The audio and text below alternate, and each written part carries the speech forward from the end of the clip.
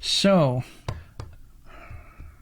you know that verse that says, "What is man that you are mindful of him, the Son of Man that you care for him? You've made him a little lower than the angels, yet you've crowned him with glory and honor and set him over the works of all of your hands." I think it's in Psalms, but it's quoted memorably in Hebrews, chapter 1, I believe. What is man? So when I was doing my study on seeds and on fruit and all that, I came across a lot of verses that I don't know that they're contradictory or they just explain different facets of the process. But as far as what we are, what part we play in all of this, do you ever just look at life and go, what on earth are we here for? Why did God make man? Why did he make the earth? Why did he make the earth and put man here and then immediately let sin taint it? What's he up to?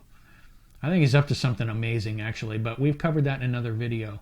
I think he made mankind in response to the rebellion of the angels and to deal with the issue of rebellion in general, rebellion and obedience. I think there's all this plan has as its end a kingdom full of people that choose to love God, who know from firsthand experience the difference between obeying him and disobeying him, and what the fruit of both of those are. The fruit. So when I wonder man and the whole process of salvation, and the Lamb was slain from the foundation of the world. Okay, what is going on? I've identified a number of concepts that describe what we play, the part we play. And really, it's all over the map. It's incredible. And it's tied to what we've been talking about with agricultural angles and the concepts of planting and reaping and all of that, sowing and reaping. They all every topic seems to me to connect to the idea of sowing and reaping somehow. But there are verses that talk about how we are the soil. We are the soil that the seed gets planted in. The parable of the sower is the obvious example of that. And there's 4 different types of soil: the rocky ground and the pathway that's been trodden, and the cares of this world with the thorns and all that. But then there's the good soil. And the seed goes into the good soil and it yields a certain amount of fruit, 30-fold, 60-fold, 100-fold of fruit, whatever that is. We may get there, but we may not. But the concept is that we are the soil that goes. So in that process, in that description, then we play the part of the dirt. Dust you are, and to dust you shall return. Huh? Makes sense, because God made us out of the dirt, right? We come out of it, and then we go back into it, into the grave. That's a whole study that's amazing. The whole concept of a cave or a grave and putting dead bodies in there. There's I can't get into that now, but trust me, there's some fascinating stuff there. So we're the soil in that. There's another reference in Hebrews 6 that says the same thing. Let me read this to you. For the earth, the ground which drinks in the rain that often comes upon it, and bears herbs useful for those for whom that is cultivated, receives the blessing from God. So ground that produces the good fruit that the farmer is looking for. He puts the fruit in there, cultivates it, it produces good fruit, yay, good on you, receives the rain from heaven, and is a positive example of success as far as the farming. Receives the blessings from God. But if the ground bears thorns and briars, it is rejected, which ties with hate, and near to being cursed, which also ties with hate, whose end is to be burned. So we're talking about ground here. The seed goes in it, the farmer does his thing, he tries to cultivate the crop. If it yields a good crop, then all is well. God's obviously, it's a sign of his blessing. But if it's producing thorns and thistles and briars and making things difficult, then the farmer's going to eventually wash his hands of it and light the thing on fire and burn the thing down to the ground. So the soil, we're the soil, and we're supposed to be producing fruit. And what kind of fruit comes out of us will let the farmer know how he's going to continue to handle us. So it's in our best interest to understand this process and our part in it. According to this, we're the soil. There are other verses, however, and I'm sure you're familiar with those, that say that we're the tree itself that comes out of the ground. So are we the ground or are we the tree? Remember that part where he healed that blind man? It's a strange story. Jesus heals the blind man in Mark chapter 8. It's crazy because he took the blind man by the hand and led him out of town. That in and of itself is wild. Why didn't he heal him in town? Why did he have to lead him out of town in order to heal him? There's dynamics there that I don't understand either. And when he had spit on his eyes and put his hands on him, there was times when Jesus just said, okay, receive your sight. Remember the Son of David, have mercy on us, blind Bartimaeus. What do you want? That I would have my sight. Okay, have your sight. And it didn't involve spit, didn't involve leading blind Bartimaeus anywhere. It didn't involve making clay. Remember the guy in John 6, 7? The guy that was born blind, John 9. I'm losing track of it's all a confusion to me. You remember, did this man sin or his parents in order that he was born blind? He didn't, none of them sinned. It was so that God's glory. So he spit, made clay, put it on his eyes, told him to go to the pool of, Siloam and wash. And then he washed, and he came back seeing. But in this case, he led the guy out of town, spit on his eyes. I don't understand what's going on with that. That's crazy. Put his hands on him, and he asked him if he saw anything. This was the guy's response that was blind and now is sort of healed, because look at what he says. He asked him if he saw anything, and the man looked up and said, I see men like trees walking. That is wild. Then it says he touched him again, or I don't have it in front of me. I'm sorry. I didn't research that enough. I know Jesus finished the process, and then the guy could see again clearly, and then he sent him on his way.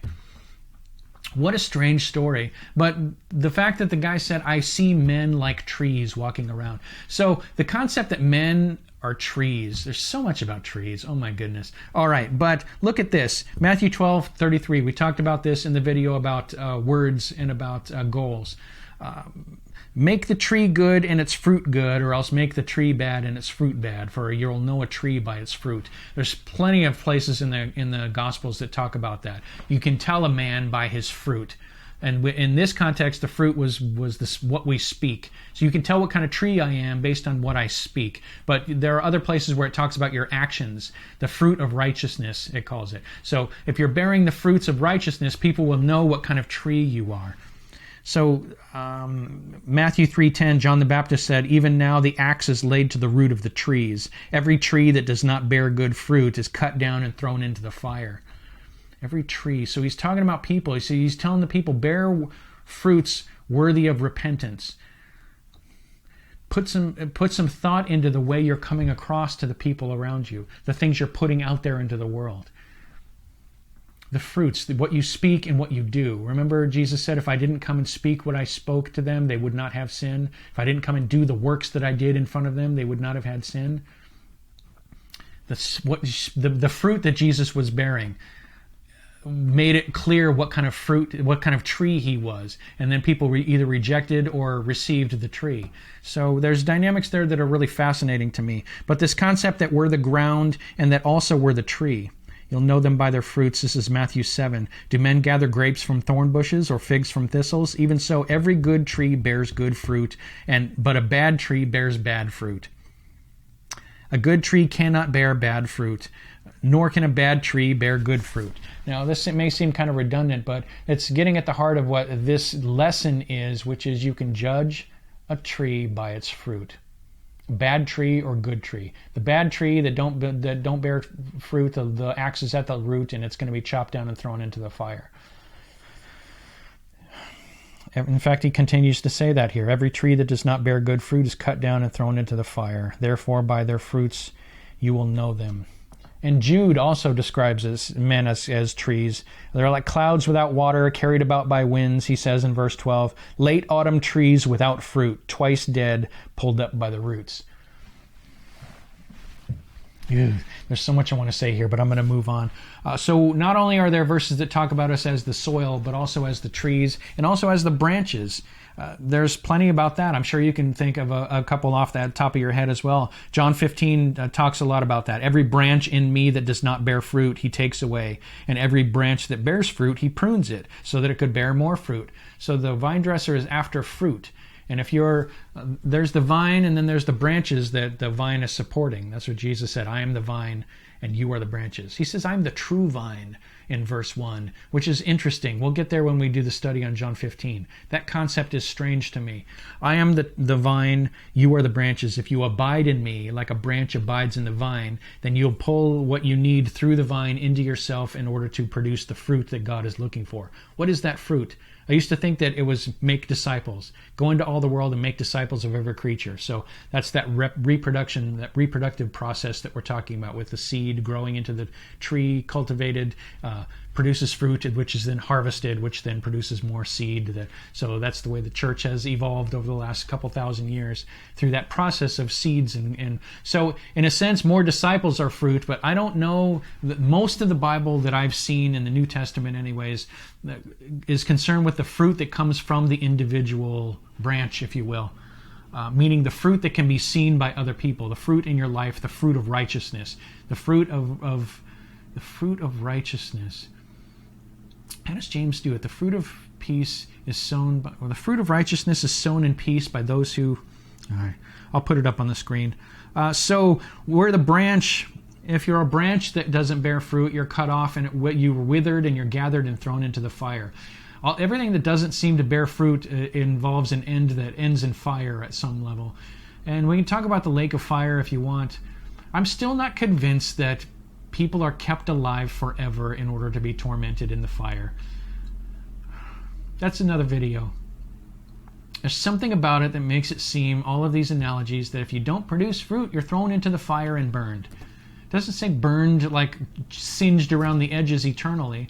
Something tells me the lake of fire is an incinerator, and that's where you throw rubbish. I could be wrong on that. I can't imagine, there's no sense to me in keeping someone alive forever to torment them. That doesn't make, I can't get my brain around that. It says the smoke of their torment ascends forever. Okay, does that mean they're forever in there being tormented and forever producing smoke? Or the person being tormented is thrown in there and incinerated, and that puff of smoke lingers forever as a warning? Or the furnace is always burning. What's in it being burnt is different. But you throw people in there, they're snuffed out in a puff of smoke, so the incinerator is always running, and so that could be the smoke of the torment of the people who are in it goes up forever. But I still can't get my brain around the concept of someone, especially someone who hasn't lived very long on this earth. They've got 10, 12, 14 years. Maybe they commit heinous crimes at 15 because they were raised so broken by parents and so warped that they became sociopaths because of their childhood, and they ended up killing a bunch of people or getting killed at age 15. You look at them and you think delinquent. They're the good riddance to bad rubbish, right? And off they go into the spirit realm to be judged and thrown into a fire to keep alive forever, tormented. I don't understand that. That doesn't make sense to me. Unless the fire is redemptive in some way, I can't imagine that, meaning that eventually you come and you take them out of the fire and you say, all right, you ready to play nice and be nice? Yes, please. Anything, get me out of this flame. Anything. Father Abraham, please send him over with the dot of the water on the tongue. I can't imagine the rich man in Lazarus example, that the rich man is there forever. I don't know. If after a certain term, like in prison, are you what do you call it when not rejuvenated? What do they call it when you serve your time and now you're ready to go back into society again, and you'll be a good boy now, that kind of thing. And unless it's that way, and those who go in it have a choice to come out and play nice and enter his kingdom and serve him, it's like, okay, I got it, I learned the lesson.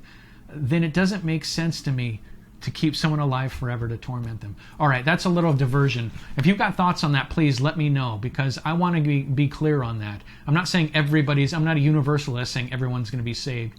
But I also don't see the logic in keeping someone alive forever in order to just endlessly torment them with no reason, no reprieve, because they made a mess of this life. It doesn't make sense to me. All right, so we're the soil, we're the tree, we're the branches. Look at Romans 11. If some of the branches were broken off, and you, being a wild olive tree, were grafted in among them, and with them become a partaker of the root and fatness of the olive tree, do not boast against the branches. But if you do boast, remember, you do not support the root, but the root supports you. So that, in that case, Paul is comparing us to not to a vine, but to an olive tree. And again, we're branches that are grafted in. I brought this up in an online class that we had a week or two ago. That whole verse that says, "Behold, therefore, the goodness and the severity of God.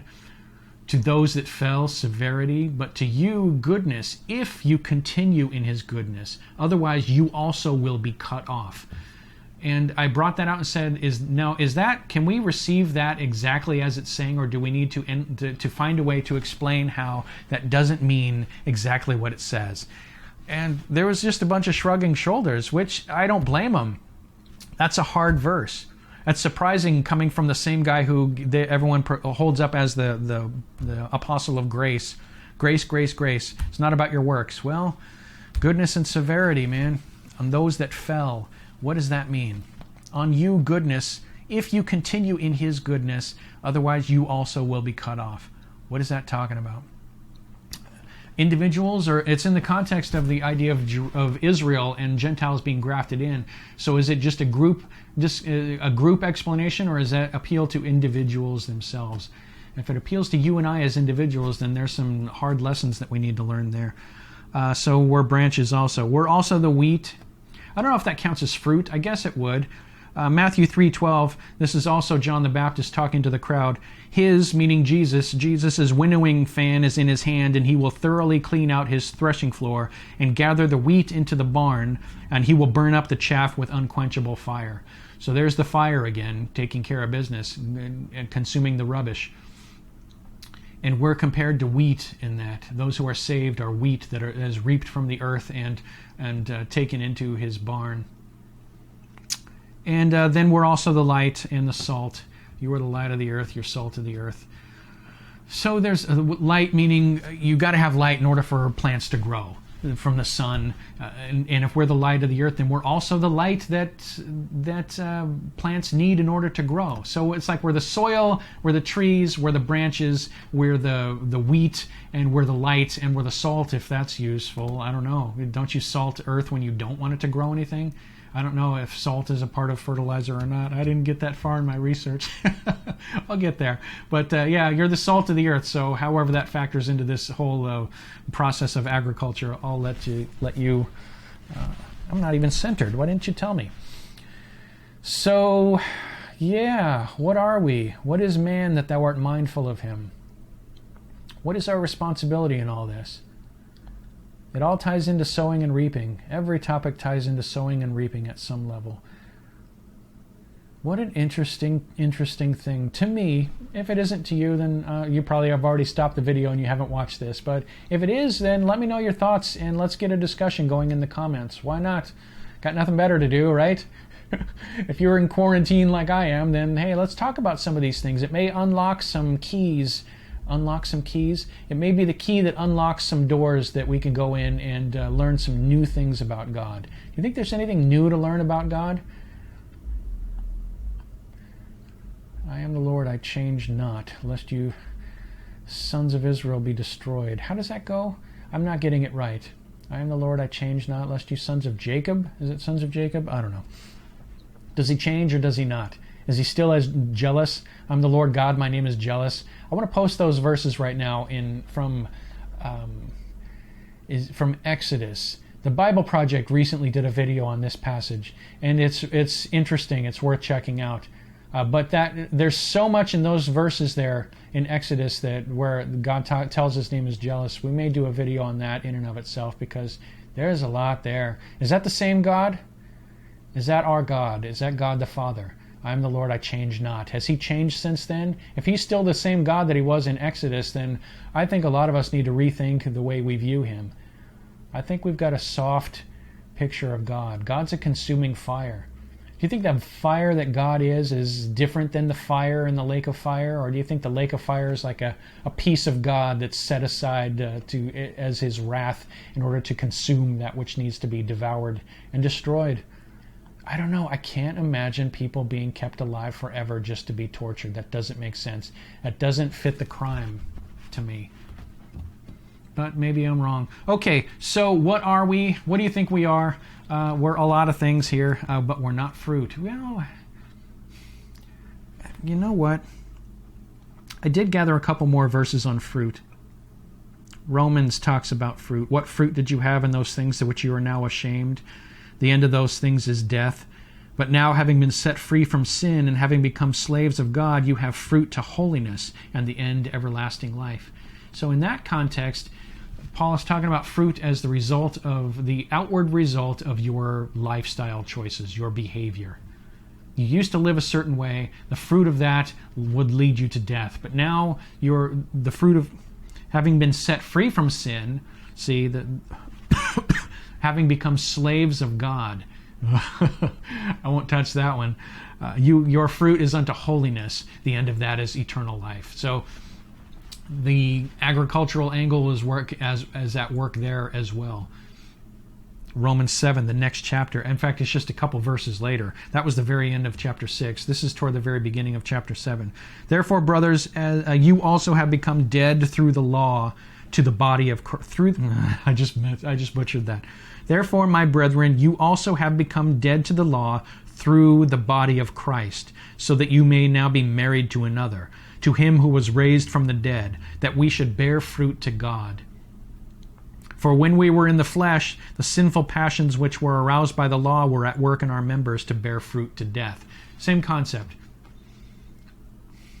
Same concept. And in that case, the fruit is the results of our outward behavior, which ties to faith, at least as far as my understanding. Because I think faith is what you believe about God put into action so that people could see it. It is the evidence of things not seen, which ties into fruit, which ties into sowing and reaping. Okay, I'm going to leave that there for now, although I've got other verses. I'll flash them on the screen really quickly. You can look them up if you want to.